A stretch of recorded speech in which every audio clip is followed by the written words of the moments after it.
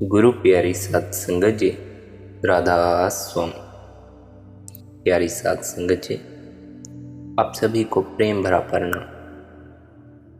इससे बड़े आनंद की और कोई बात नहीं हो सकती कि आप लोग परमात्मा में उत्सुक हैं।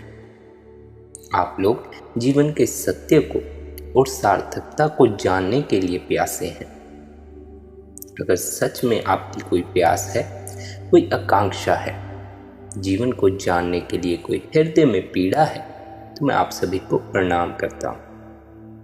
यह भी हो सकता है कि बहुत लोग मात्र सत्संग सुनने ही आए हैं। यह भी हो सकता है कि थोड़ा समय हो और उससे व्यतीत करने आए हैं। उनको भी मैं प्रणाम करता हूँ। इस दृष्टि से कि कई बार अनायास ही हम जिन सत्यों के लिए तैयार नहीं दिखाई पड़ते, वे भी हमारे हृदय में कई बार बिल्कुल अनायास ही कोई सत्य हृदय के किसी तार को झंझना देता है, और हम जिसके लिए पहले से तैयार भी नहीं थे, उसकी तैयारी का प्रारंभ हो जाता है।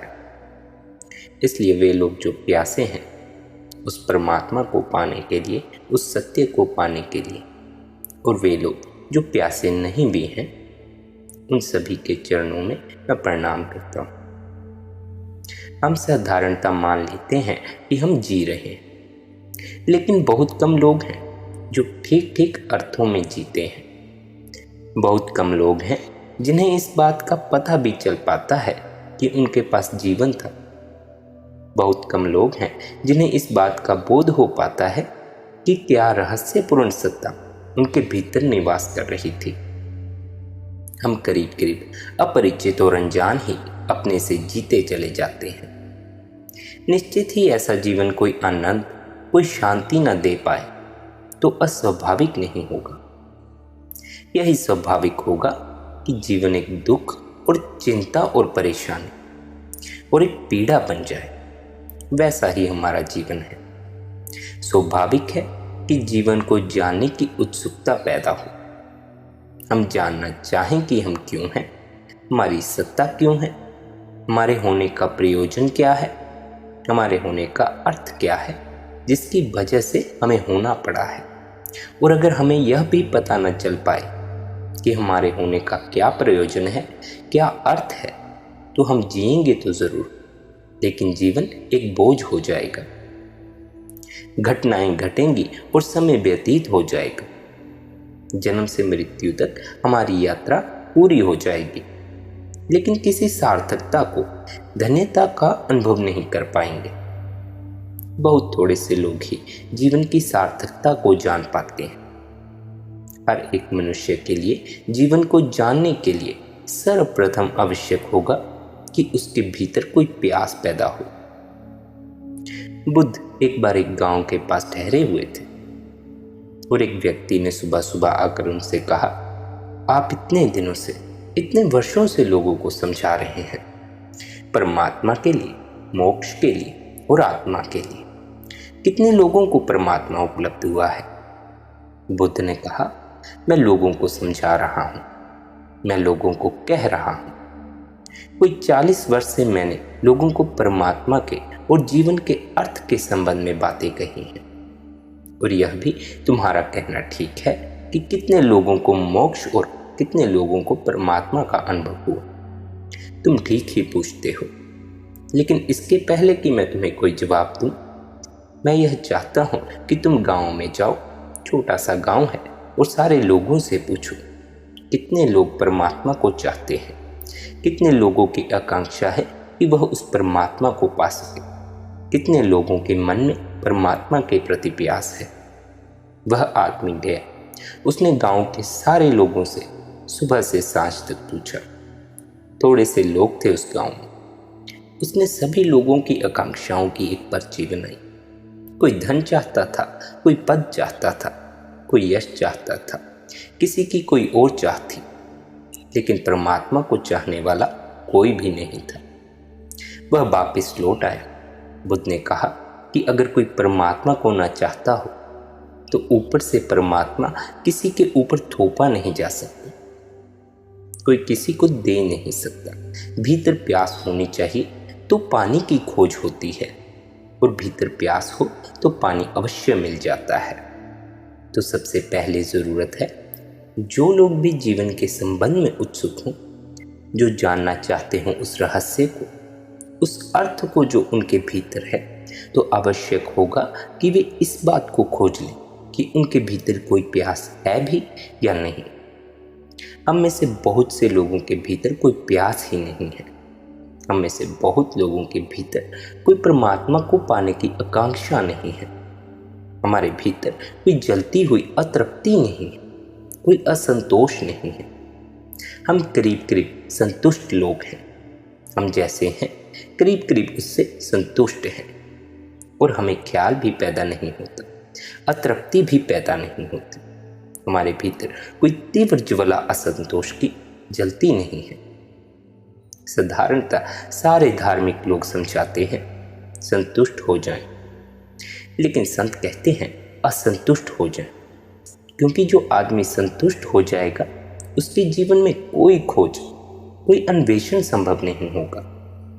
जो आदमी तृप्त हो जाएगा, जैसा जीवन है उससे ही जो सहमत हो जाएगा, जो जहाँ है उससे ही संतुष्ट हो जाएगा, उसके जीवन में कोई विकास, कोई ऊपर उठना असंभव है। उसके जीवन में कोई प्रगति नहीं हो सकती। असंतोष धार्मिक आदमी का पहला लक्षण है, और सत्य की खोज में असंतोष चाहिए। जीवन जैसा है उसे असंतुष्टि चाहिए। हम भी असंतुष्ट तो होते हैं, लेकिन हम जीवन से असंतुष्ट नहीं होते।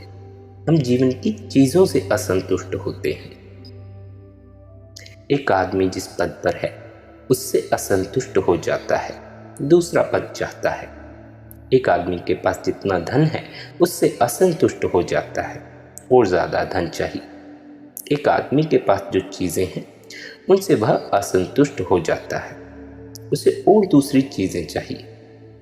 लेकिन हम जीवन से असंतुष्ट नहीं होते।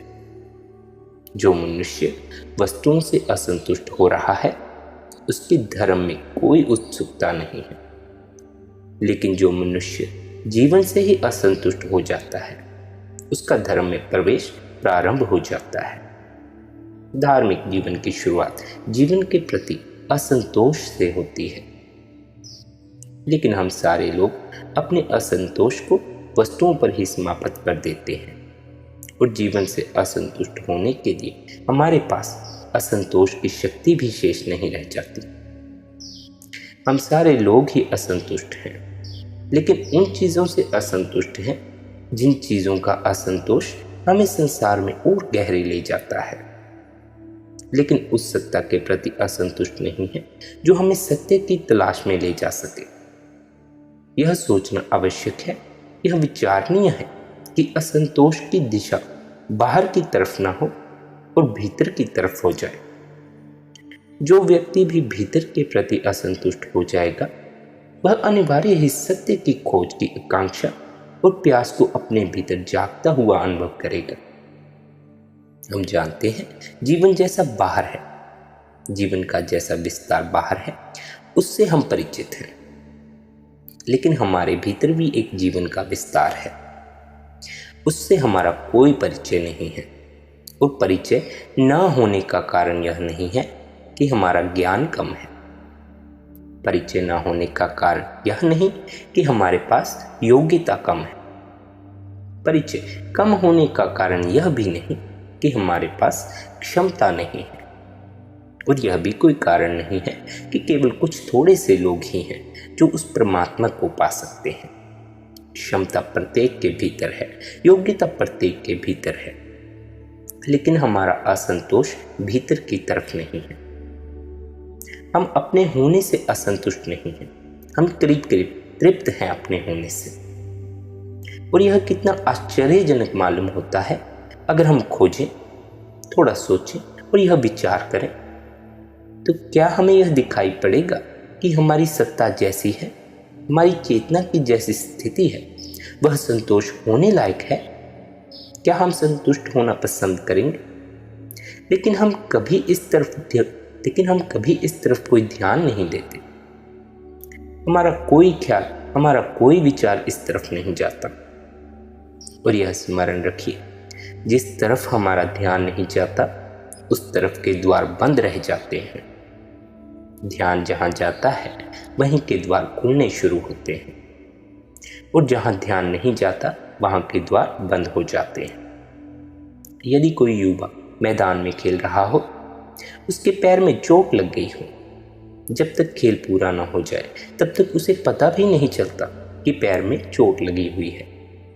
खेल पूरा होने के बाद उसे ज्ञात होता है कि मेरे पैर में चोट है और खून बह रहा है। इतनी देर तक चोट थी, खून बह रहा था, लेकिन उसे पता नहीं था। क्यों? क्योंकि ध्यान की धारा उस तरफ नहीं थी। ध्यान जिस तरफ जाएगा उस तरफ ही केवल बोध होने शुरू होते हैं। जहाँ हमारा ध्यान वस्तुतः जहाँ हमारा ध्यान होता है उसी सत्ता का हमें केवल बोध होता है, और किसी सत्ता का हमें कोई बोध नहीं होता। हमारा ध्यान भीतर की तरफ नहीं, हमारा ध्यान बाहर की तरफ है। इसलिए बाहर की दुनिया तो हमें ज्ञात होती है, भीतर की दुनिया हमें ज्ञात नहीं होती। हमारा ध्यान शरीर की तरफ है, इसलिए शरीर का हमें पता चलता है और आत्मा का हमें कोई पता नहीं चलता, क्योंकि आत्मा की तरफ हमारा ध्यान नहीं। और फिर लोग पूछते हैं क्या आत्मा है? उनसे केवल इतना ही कहूंगा, आत्मा तो जरूर है, लेकिन उसकी तरफ आपका ध्यान नहीं है।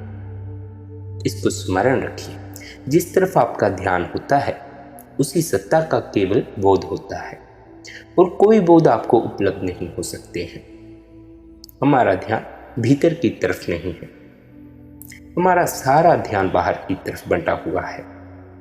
एक चीज हमारे ध्यान से हटती है तो दूसरी आ जाती है, दूसरी हटती है तो तीसरी आ जाती है।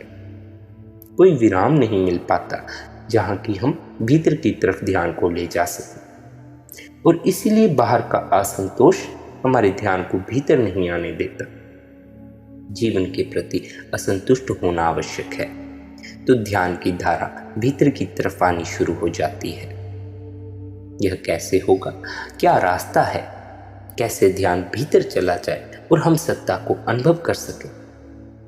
और जो सत्ता है वही सत्य है, और जो स्वयं को जान लेता है वह परमात्मा को भी जान लेता है, क्योंकि मूलतः मैं अपने केंद्र में, अपनी जड़ों में, अपनी सत्ता के आंतरिक हिस्से में जो कुछ हूं वही सारा जगत भी है।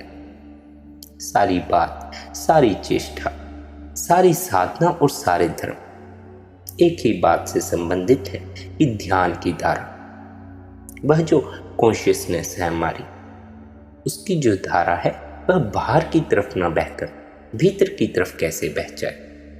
इसका कोई यह अर्थ नहीं है कि हम बाहर की तरफ अंधे हो जाएं। इसका कोई यह अर्थ नहीं है कि हम बाहर की तरफ से ध्यान को इस भांति भीतर खींच लें कि बाहर की दुनिया में हम मुर्दे हो जाएं। इसका यह अर्थ नहीं है। इसका केवल इतना ही अर्थ है कि यदि बाहर के जीवन से हम थोड़ा सा विराम खोज लें, थोड़े से क्षणों को भी विराम खोज लें और अपनी चेतना की धारा को भीतर ले जाने में समर्थ हो जाए, तो एक अद्भुत जीवन स्रोत हमें उपलब्ध होगा, और हम उस सत्य को जान सकेंगे जो हमारे भीतर शरीर को धारण किए है, जो हमारे भीतर अनेक जन्मों को धारण करता है, जो हमारे भीतर यात्रा करता है, जो हमारे भीतर जब हम बच्चे थे तब था, जब हम युवा हुए तब था, जब हम बूढ़े होंगे तब होगा। और अगर हम उसे जान लें तो हमें ज्ञात होगा जब हमारा जन्म नहीं था तब भी था, और जब हमारी मृत्यु हो जाएगी तब भी वह होगा। उसे जाने बिना जीवन की खोज में कोई सार्थकता कभी उपलब्ध नहीं हुई है और ना कभी हो सकती है। किसी ने पूछा है ध्यान भीतर कैसे ले जाया जा सके। ध्यान को भीतर ले जाने की बात तभी पैदा होती है जब हमें यह ख्याल आ जाए कि हम जैसे हैं वह संतुष्ट होने योग्य स्थिति नहीं है। जीसस के पास एक व्यक्ति युवक था, रात को जाकर कहता है मैं परमात्मा को जानना चाहता हूँ। जीसस ने उसे नीचे से ऊपर तक देखा और कहा, परमात्मा को जानने के पहले तुझे दूसरा जन्म ग्रहण करना होगा, तुझे तो फिर से जन्म लेना होगा। वह व्यक्ति शायद समझा नहीं कि फिर से जन्म लेने का क्या मतलब होगा। क्या मरने के बाद फिर जन्म लेना पड़ेगा? क्या मैं तभी परमात्मा को जान सकूंगा? जीसस ने कहा, नहीं, वैसा अर्थ नहीं है। तू जैसा अभी है ठीक वैसा ही होकर परमात्मा को नहीं जान सकता। तुझे एक नया आदमी हो जाना पड़ेगा। और नए आदमी हो जाने का यह अर्थ है, नए आदमी होने का केवल एक ही अर्थ है कि जो मेरे ध्यान की धारा, मेरे बोध का जो प्रवाह है, मेरी चेतना का जो अनुभव है, मेरी स्मृति और मेरा ज्ञान जिस तरफ बह रहा है उस तरफ ना बहकर उसकी तरफ बहने लगे जहाँ मेरी आत्मा है, जहाँ मेरी सत्ता है, तो मैं एक नया आदमी हो जाऊंगा। लेकिन उसके लिए प्यास जरूरी है। भीतर परमात्मा के प्रति वह प्यास जागनी जरूरी है। प्यास कोई भी नहीं दे सकता। पानी तो कोई भी दे सकता है, लेकिन प्यास कोई नहीं दे सकता। और प्यास ना हो तो पानी भी व्यर्थ हो जाता है। आपके सामने सागर भरा हो लेकिन प्यास ना हो तो पानी व्यर्थ है। जमीन पर बुद्ध हुए हैं, महावीर हुए हैं, जीसस हुए हैं, कृष्ण हुए हैं, राम हुए हैं। हजारों लोगों के करीब से वे निकले, लेकिन जिनके पास प्यास थी वे उनके भीतर के पानी को पहचान सके, और जिनके भीतर प्यास नहीं थे वे अपरिचित ही रह गए। पानी हमेशा मौजूद है, लेकिन प्यास सबके भीतर मौजूद नहीं है। और प्यास कोई दूसरा मनुष्य पैदा नहीं कर सकता। प्यास तो आपको खुद ही अपने भीतर पैदा करनी होगी। लेकिन अगर भीतर प्यास नहीं है तो प्यास कैसे पैदा होगी? प्यास पैदा होती है पीड़ा से। पीड़ा के किसी अनुभव से प्यास पैदा होती है। जीवन में बहुत पीड़ा है और बहुत दुख है, लेकिन उस दुख को हम भुलाने के उपाय खोजते हैं। उस दुख से हम अपने भीतर पीड़ा को पैदा नहीं होने देते। आपके पड़ोस में कोई मर जाए, रोज कोई ना कोई मर रहा है, लेकिन क्या किसी को मरते देखकर आपको तत्क्षण यह प्रश्न खड़ा होता है कि मैं भी मरूंगा? अगर यह प्रश्न खड़ा नहीं होता तो आपके भीतर कभी प्यास पैदा नहीं होगी। आप रोज अपने चारों तरफ क्या देख रहे हैं? जो आप देख रहे हैं, अगर आपकी आंखें खुली हों तो आपके भीतर एक अद्भुत प्यास का जन्म हो जाएगा। जीवन को जानने की, जीवन को पहचानने की, जीवन को जीतने की आकांक्षा पैदा हो जाएगी। एक अद्भुत फकीर बायजिद हुआ। उससे किसी ने पूछा, तुम्हारी परमात्मा की तरफ आंख कैसे उठी? उसने कहा, जब मैंने जीवन में दुख देखा तो मेरी आंखें परमात्मा की तरफ उठ गई। लेकिन हम जीवन में दुख देखने में समर्थ नहीं हो पाते। हम सारे लोग दुख से घिरे हैं, लेकिन दुख हमें दिखाई नहीं पड़ता। और जब दुख हमें दिखाई पड़ता है, हम कई तरकीबों से उसे भूल लेने की कोशिश करते हैं। एक घटना का मैं आपसे जिक्र करूं। एक व्यक्ति थे, उनका युवा पुत्र गुजर गया। वे एक सच्चे संत के पास थे। उन्होंने पूछा, क्या पुनर्जन्म होता है? तो उस संत ने उससे पूछा, यह आप क्यों पूछते हैं? वे बोले कि मेरा युवा पुत्र गुजर गया है, मैं यह जानना चाहता हूँ कि क्या पुनर्जन्म होता है। तो उस संत ने कहा, उसकी मृत्यु से जो दुख हुआ है उसे भुलाने का उपाय खोज रहे हो। अगर मैं कह दूं कि पुनर्जन्म होता है, आपका पुत्र मरा नहीं, उसकी आत्मा जिंदा है, तो आप तृप्त होकर वापस लौट जाएंगे।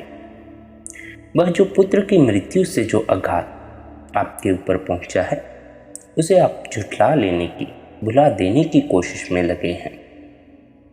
लेकिन वे व्यक्ति इस जवाब से संतुष्ट नहीं हुए, तो वे किसी और साधु के पास चले गए।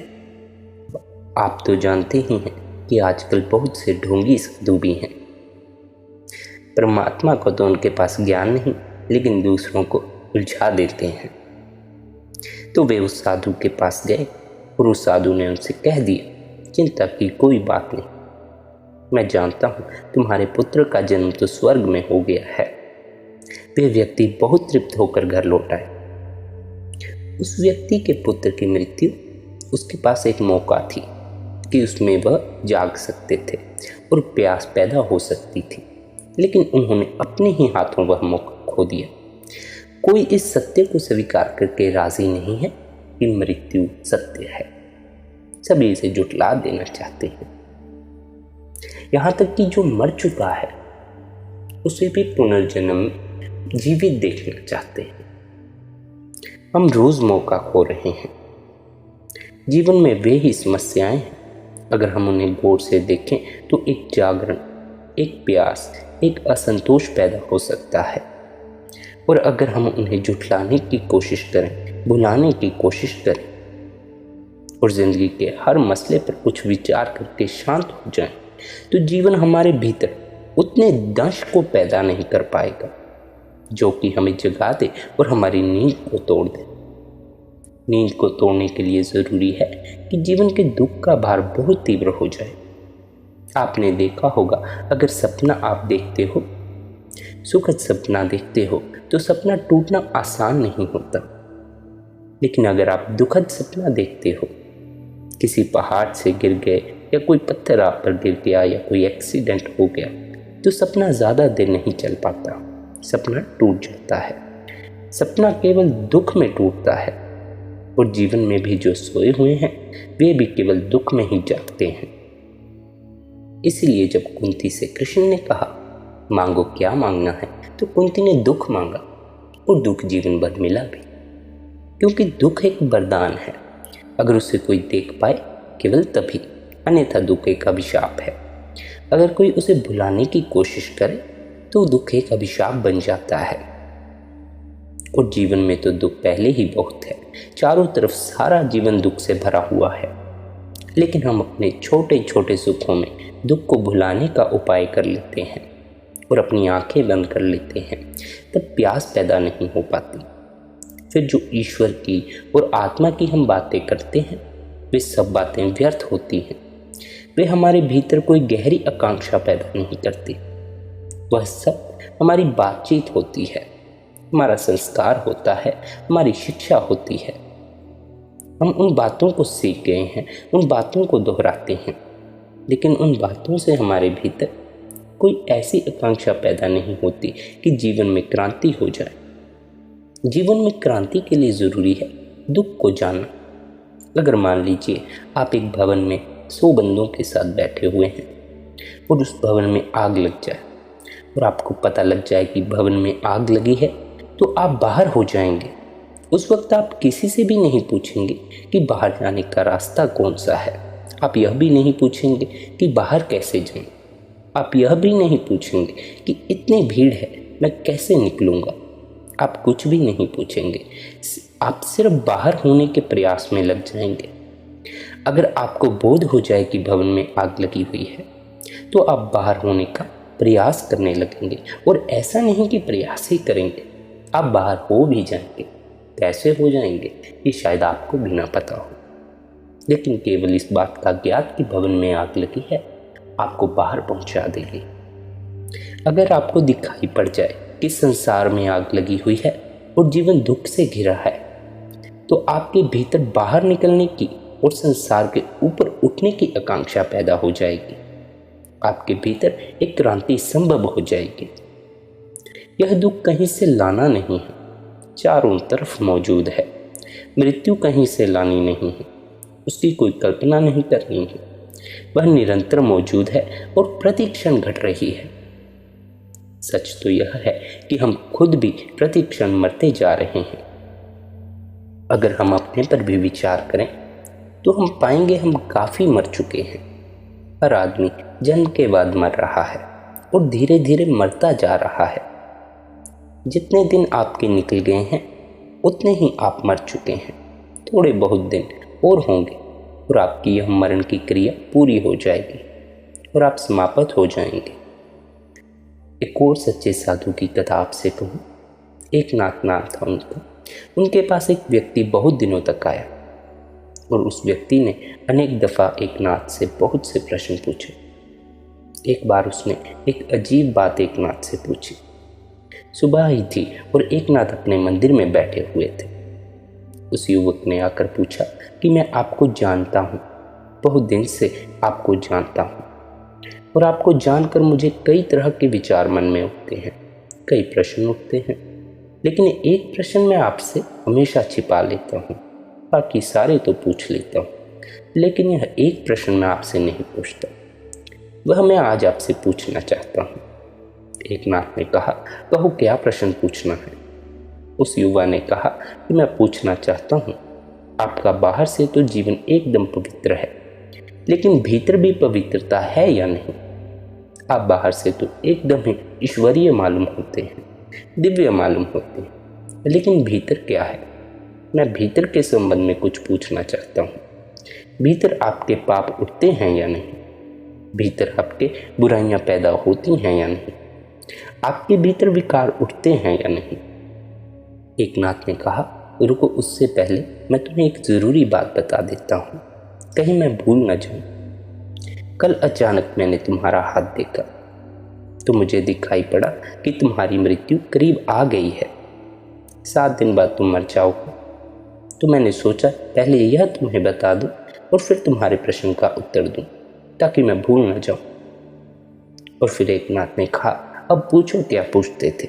वह युवक बैठा हुआ था, खड़ा हो गया। उसने कहा कि मौका मिला तो मैं कल आऊंगा।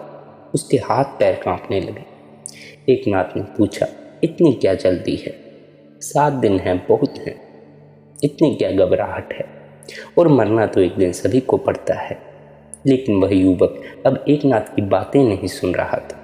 उसने पीठ फेर ली और वह मंदिर के नीचे उतरने लगा। अभी जब आया था तो पैरों में एक बल था, एक शक्ति थी, एक सामर्थ्य था। अब जब लौटता था तो दीवार का सहारा लिए हुए था। जिसकी मौत 7 दिन बाद हो वह बूढ़ा हो ही गया। उसके पैर कांपने लगे। वह जब सीढ़ियों से उतरे तो बहुत कांपता कांपता उतरे।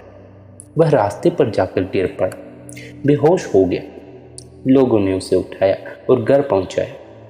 उसके परिजन, उसके मित्र इकट्ठा हो गए। सब तरफ खबर फैल गई कि वह आदमी मरने के करीब है। 7 दिन बाद उसकी मृत्यु आ जाएगी। 7वें दिन संध्या को जब सूरज डूबने को था तो सारे घर के लोग रो रहे थे। पड़ोसी इकट्ठे थे और वह युवा बिस्तर पर लेटा हुआ था। एक नाथ उसके घर गए। वे जब अंदर पहुंचे तो वहां मौत का पूरा वातावरण था। सारे लोग उनको देखकर रोने लगे। एक नाथ ने कहा, रो मत, मुझे जरा अंदर ले चलो। वे भीतर गए और उस व्यक्ति को उन्होंने हिलाकर पूछा कि मेरे मित्र, एक बात पूछने आया हूँ। 7 दिन कोई पाप तुम्हारे भीतर उठा? कोई बुराई या कोई विकार तुम्हारे भीतर उठा? उस आदमी ने बहुत मुश्किल से आंखें खोली और उसने कहा कि आप भी एक मरते हुए आदमी से मजाक करते हैं। तो एक नाथ ने कहा, तुमने भी मरते हुए आदमी से मजाक किया था। एक नाथ ने कहा, तुम्हारी मौत अभी नहीं आई है, केवल तुम्हारे प्रश्न का उत्तर दिया है। जिसे मौत दिखाई पड़ने लगे उसके भीतर पाप उठने अपने आप विलीन हो जाते हैं, विकार शून्य हो जाते हैं। और जिसे मौत दिखाई पड़ने लगे उसके भीतर एक क्रांति हो जाती है, उसकी संसार के प्रति पीठ हो जाती है और परमात्मा की तरफ उसका मोह हो जाता है। एक नाथ ने उससे कहा, तुम्हारी मौत अभी नहीं आई है, केवल तुम्हारे प्रश्न का उत्तर दिया है। तुम उठाओ, घबराओ मत। 7 दिन बाद मौत हो या 7 वर्ष बाद मौत हो या 70 वर्ष बाद मौत हो, क्या फर्क पड़ता है? मौत का होना ही पर्याप्त है। दिनों की गिनती से कोई फर्क नहीं पड़ता। 7 दिन बाद मौत हो या 70 दिन बाद, क्या फर्क पड़ता है? मौत का होना ही अर्थपूर्ण है। मौत होगी यह स्मरण आ जाना ही महत्वपूर्ण है। दिनों की गिनती का कोई अर्थ नहीं। एक नाथ ने कहा, मृत्यु है। जिस दिन यह मुझे पता चला उसी दिन जीवन में मेरे क्रांति हो गई। उसी दिन मैं दूसरा आदमी हो गया। हम सारे लोगों को यह पता नहीं कि मौत है। हालांकि हम देखते हैं कि मौत घटित होती है, लेकिन हमें पता नहीं कि मौत है। अगर हमें पता हो कि मौत है तो हमारे भीतर जीवन को जानने की प्यास पैदा हो जाएगी। जो इस जीवन को ही जीवन समझ रहे हैं उनके भीतर जीवन को जानने की प्यास कैसे पैदा हो सकती है? और जो इस जीवन को ही जीवन मान रहे हैं वे वास्तविक जीवन को पाने के लिए असंतुष्ट कैसे हो सकते हैं? यह जीवन नहीं है, यह मृत्यु की एक लंबी क्रिया है। जब तक यह स्पष्ट बोध हमारे भीतर बैठ जाए, तब तक परमात्मा की दिशा में हमारे कदम नहीं उठते। तब तक उन कदमों का उठना असंभव है। और सच में ही अगर हम विचार करें तो इसे जीवन कैसे कह सकते हैं? थोड़ा समझें, मैं जिस दिन पैदा हुआ, मैं उसी दिन से मरना शुरू हो गया हूँ। मौत कोई दुर्घटना नहीं है, एक क्रमिक विकास है, एक तरह की ग्रोथ है। मैं जिस दिन से पैदा हुआ, मेरी मौत विकसित हो रही है, बचपन से बुढ़ापे तक। पहले बचपन था, अब जवानी है, फिर बुढ़ापा आएगा, और बुढ़ापे के बाद जवानी नहीं आती, बुढ़ापे के बाद मौत ही आती है, सभी को आती है। इसीलिए मैं जिस दिन पैदा हुआ, मेरी मौत विकसित होना शुरू हो गई, एक क्रमिक प्रक्रिया शुरू हो गई। एक दिन मौत अपने पूर्ण बिंदु पर पहुंच जाएगी, लेकिन लोगों को तो वही मृत्यु दिखाई पड़ेगी। लेकिन जो बचपन से ही मेरे भीतर घट रही है, वह किसी को दिखाई नहीं पड़ेगा। हालांकि हम पैदा होते ही मरना शुरू हो जाते हैं, क्योंकि एक क्रिया शुरू हो जाती है बचपन से बुढ़ापे तक। और बीच में तो कुछ लोग दुर्घटनाओं वश भी मर जाते हैं, बीमारियों वश भी मर जाते हैं, लेकिन बचता कोई नहीं है। डॉक्टर भी आपको ज़्यादा से ज़्यादा रोग मुक्त कर सकता है, लेकिन आपको बचा नहीं सकता, मरने से नहीं बचा सकता। केवल आपकी बीमारी को दूर कर सकता है। और आजकल तो ऐसी बीमारियां हैं जिनका इलाज ही नहीं हो पाता। जब रोग ही ठीक नहीं हो पा रहा, तो मौत से कैसे बच पाएंगे? इस जगत में आपको मरने से कोई नहीं बचा सकता। केवल संत आपको बचा सकते हैं, क्योंकि संतों ने मौत को जाना हुआ है। लेकिन संतों के पास कोई तब तक नहीं जाता जब तक उसे अपनी मृत्यु का बोध नहीं हो जाता। जब व्यक्ति को मृत्यु का बोध हो जाता है, तो वह संत के पास अपने दुखड़े लेकर नहीं जाता या किसी मांग को लेकर नहीं जाता। वह संत के पास जाता है जानने के लिए अपने आप को, अपनी मृत्यु को और उस परमात्मा को। लेकिन मृत्यु का स्मरण होना बहुत जरूरी है। मृत्यु का स्मरण कैसे होता है? मृत्यु का स्मरण होता है जब हम अपने आसपास घटती मृत्यु को होशपूर्वक देखते हैं, और जीवन को, जो कि इतने दुख से भरा है कि हम 24 घंटे दुखी रहते हैं, जब हम उस दुख को पकड़ लेते हैं, अनुभव करते हैं कि यह जगत दुख से भरा है, केवल तभी हमारे कदम परमात्मा की ओर बढ़ते हैं।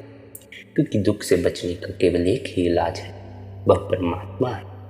और सबसे बड़ा दुख तो इस संसार में मृत्यु का दुख है, और मृत्यु के दुख से सिवाय परमात्मा के कोई छुटकारा नहीं दिला सकता।